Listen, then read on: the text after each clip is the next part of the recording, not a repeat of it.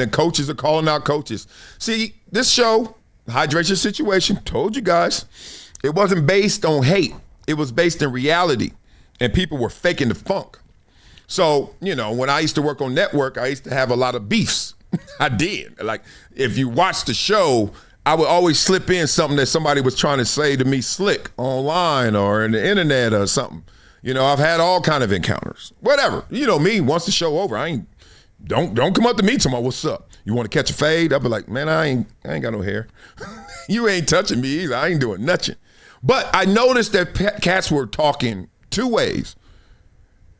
They were talking about people that they liked in flattering ways, and people that they didn't like, they were destroying them. I was like, but you're not giving an honest assessment. And the other thing was that a lot of people didn't like each other, but they were just playing that corporate game, that cocktail party game. I said, I don't do that.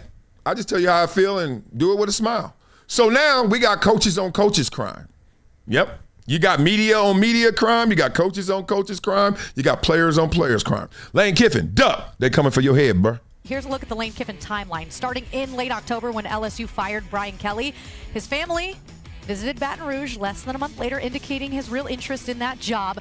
Then after the Egg Bowl on Thanksgiving weekend, Ole Miss athletic director Keith Carter essentially gave Kiffin that ultimatum. You can stay or you can go. Kiffin ultimately chose to go, taking a ton of staff with him from Oxford to Baton Rouge. So a lot of the Ole Miss staff that went with him have not been coaching in this college football playoff run. Then you do have some guys who are hired at LSU but are still with Ole Miss because they're trying to finish this thing out, including offensive coordinator Charlie Weiss Jr. That's probably the biggest name on the list. There's a ton of guys on this coaching staff pulling double duty. I see you shaking your head over there. I'm shaking my head too, because look, this is hilarious.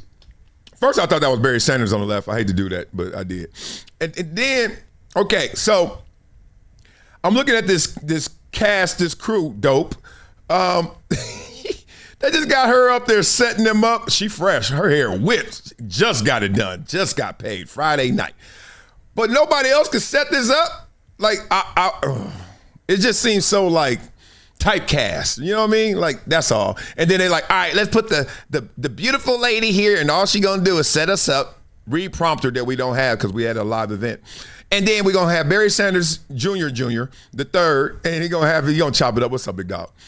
I said, big dog, big dog, big dog. This is real football weight. See, you see old linemen and stuff when they lose 100 pounds after? A lot of times that be that fake weight. And you know what I mean by fake. Not this real, this Idaho strong right here. And then you got my big dog, he's still in that weight room for real. Eat what he want and in the weight room.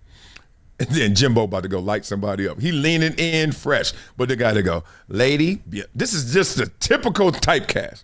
Then we got what? Black, white. Go, coach. I just laugh at that. This is crazy, no? No, it's selfish. That's what it is. It's stupid. Because here's why I say that. He wanted to coach and thought he didn't get his way. So everybody get on the plane with me, you don't have a job. All right? And he makes them all go. Then he gets down there and takes a PR hit because it looks bad that you really don't care about the kids. Then he says, okay, you can go back. Okay, hold on now. You know me, I protect the integrity, the truth. A lot of coaches leave. Do you care about the kids when you leave? Yeah, but we do it after. Well, they kind of forced it. Didn't they say after Thanksgiving, you got to give us a decision? That's called an ultimatum. You gave me an ultimatum. How many other coaches were given that ultimatum? I saw other coaches in them damn Pop-Tart bowls and all that. They were coaching their teams because they didn't get an ultimatum. That's Jimbo. Keep it 100. Keep it 1,000 out. Come on now. But here's where he screwed up. He thought they were going to lose. He thought they were going to lose to Georgia, Exactly. and then the portal thing was all over with, and it was going to be all over with. And he said, "Okay, I'll look like a hero." Yeah. Now he's got egg on his face because the real Lane came back out. You know what I'm saying? And if those guys were allowed to coach a first game, they should be allowed to coach a fourth. Because those kids are doing something that you get one time in your life to ever do. Literally. That team and those guys one time. And as a coach, listen, I know I've left a job. I get that. But if you took that's the point. See, this is why you can't be on no panel, because everybody going to sit there and head nod unless they really on your level. Then they're going to be like, man, shut up. Until then, it's just like, You see everybody else like, yeah, coach. Now, you done left before, but you didn't get that ultimatum. See, people skipping over that. Does the AD care about those players? Does the AD believe that they were going to go deep into this college playoffs? Did the AD believe? Does he like the players? Because if he did, why he give them an ultimatum? Anybody? Beat it up in the comments. Anybody? I ain't think so. Took them on, said they're never coming back. That's fine. You set the rules of the game. You don't change the rules in the middle of the game. And as a coach, it's hurting the kids and it pisses me off. But I will say this, it's a little easier to do nowadays because the off-field coaches back in our day when you were playing, you couldn't get on the field and coach. So it's a little different. These guys, now you can, which should have been back then. He just said it. You penalizing him for something that was out of his control and shouldn't even be that way. That he shouldn't even be coaching or he should be coaching. Y'all had it easy. It wasn't even about y'all. They were like, here's the rule. This is the way. This is the code. And then you're going to penalize this man because he had to respond to something. If they would have told you, Jimbo, when you're leaving, you either coach these kids all the way through or you go now. Are you staying or not? He'll be like, And so those guys have actually been the few guys that were an assistant O-line or running back, whatever the position may be. Right. They've actually coached, and those kids aren't, and they got Charlie there because people don't realize this. Charlie called the plays. Right. Yeah. Lane did not call the plays. I'm not saying he didn't call all of them, Sure. but he called the game, so they got him back. But if he let him go the first game, he should let him go. Now, go recruit during the week. We can Zoom call the players, have my meetings, but they should be here at the game coaching. But isn't it so hard, though, to balance both? If you really blah, blah, blah. All right.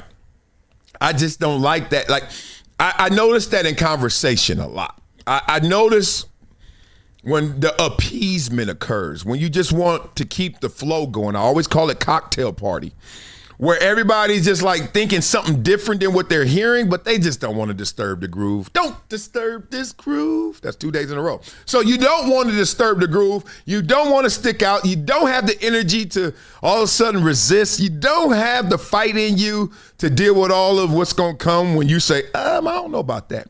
But somebody should have raised their hand instead of letting Jimbo point that finger like that. Look at him, pointing that finger at that lady with that fresh hair. And he over there preaching, he think. Except somebody say, Pastor, that ain't the text. That is not 1 Timothy. You know what I mean? It's 2 Psalms. Come on, man. Like, what you talking about? You lived in a whole different era. You didn't have to deal with the circumstances he had to deal with. So that happens at a lot of times. People be talking like, yeah, for real. Uh-huh. You think so? Uh-huh. You right? You ever have a coach that talks to you like this? Like, before he even gets the question out, before he even gets what he wants to say out, he doing this because he wants you to agree. He wants you to buy in. I'm like, Coach, can I stop shaking my head before I even know what the hell I'm shaking my head for? Oh, cats be tripping me out, man. It's weird. Just weird. Weird behavior. Cocktail party behavior. Lane Kiffin went through something different. Tell me I'm wrong. I don't think any other coaches went through. When have you seen an AD publicly say, now or never?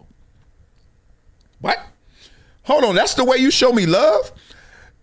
If you're in a relationship with somebody, you with her, and whatever go on, and it leaves your lips or it leaves her lips, now, we together or let's break up. You know the answer to that, right? Break up.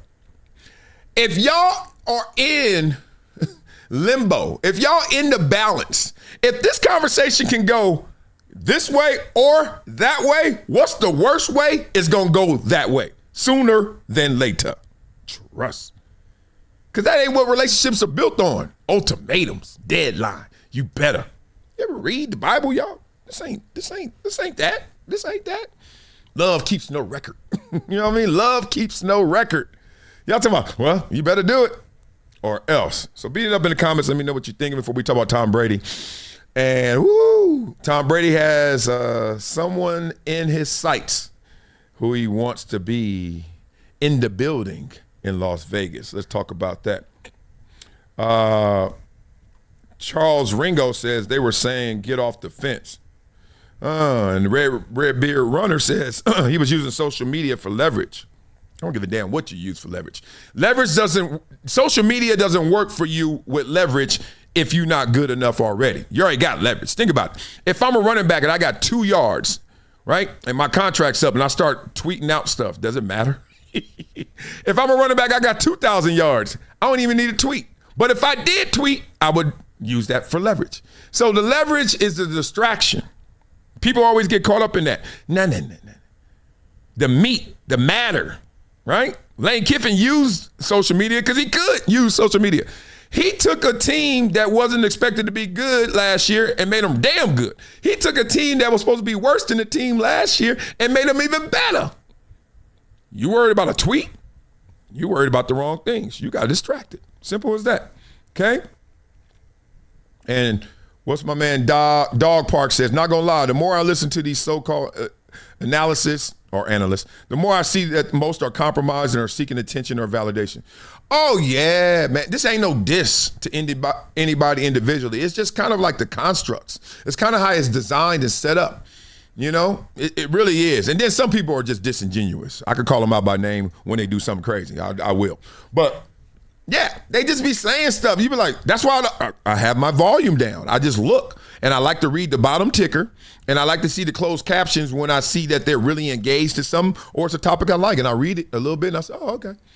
That's it. Because they are compromised. They're not compromised because they're liars so much. They're compromised because there's a certain flow, right? You ever go to a resort, and they got a lazy river there, and you're like, oh, yeah. And then you realize, oh, man, you can't bring alcohol in the lazy river. Them little kids with you. You can't be drinking in there, right? 1 or 2 per person, right?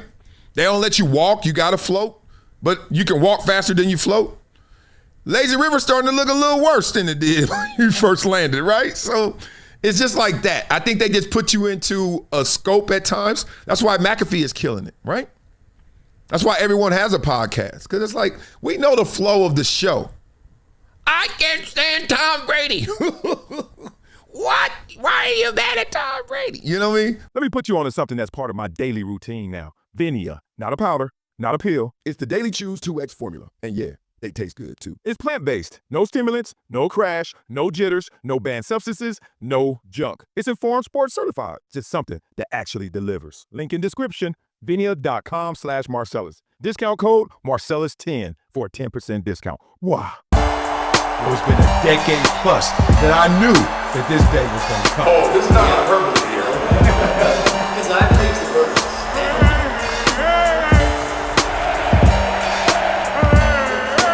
Time to hydrate. Hydration's the situation, so.